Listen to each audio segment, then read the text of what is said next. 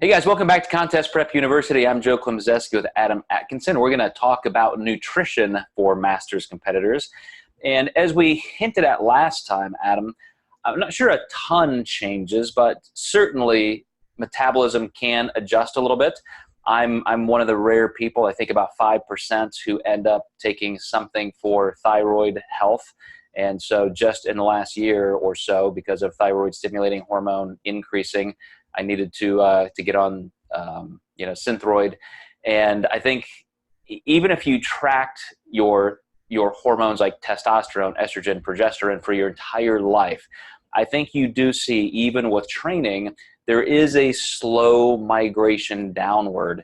And I know it's very, very common now for guys to be throwing around their testosterone numbers. A lot of people are interested in seeing how low it gets pre-contest and then how long it takes to make a comeback. So it's one of those things that I think, especially with hormone replacement therapy, a lot of people have those values. A lot of people are getting that blood work done. So if you're a Masters competitor and you're looking at making a comeback or doing this for your very first show, before you really start tackling nutrition, I would say get a full blood panel, get that endocrine system checked so you can see if you need anything addressed there first. But do you typically, just as soon as somebody hires you, Adam, and they say, okay, I'm 50 years old, 60 years old, do you automatically account for that in nutrition? And if so, how? Yeah, you can always make the assumption that, there's just going to be less need for that amino acid availability with a older person. So I usually will start with protein a little lower, unless you get these rare cases of older people where they're just like an extreme ectomorph. But looking at photos, I think, is really important, and recognizing that person's body type. But then you can make those general adjustments based on, maybe thyroid being slower. It is great if they have a whole blood panel to look at, so you can actually see what their lab results are showing and maybe what hormones might be suppressed.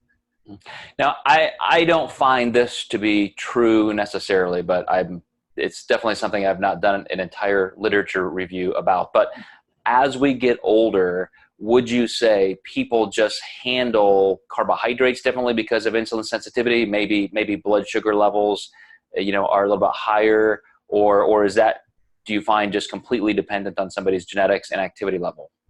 It seems to be completely dependent on people's genetics. I have a girl that's she's 65 right now, and she's eating upwards of 300 grams of carbs just fine. Again, when I was thinking about this, she is an ectomorph for sure, and she stays extremely active. She just did a century ride on her bike a couple weeks ago, so she's just staying hella active right now. It's great. Well, I can say now I've got exactly 30 years of nutrition data, and I'm if I were still competing, I'm at the kind of top end of what my normal off season would be. And I don't think my calories are any lower right now. Maybe if I was a little bit heavier, there was a time I was about 15, 20 pounds heavier than I am now. And my calories were 200 or 300, higher. But, right now, I don't see any difference at all at this body weight and activity level than I would have when I was 20 or 25. So, I think that really is dependent on your training intensity and training level. And I would say I'm actually probably, I'm not using quite as much weight, but my training intensity and cardio intensity is just as high or better than back then. So I think that's where you can really hold it together, is if injuries allow you to still train hard, I don't think you're going to see that much compromise unless there is something in your endocrine system, your blood chem profile, that you need to address. I think one of the biggest things is never stop moving, never get rusty, and you're just going to see better blood work and better values overall.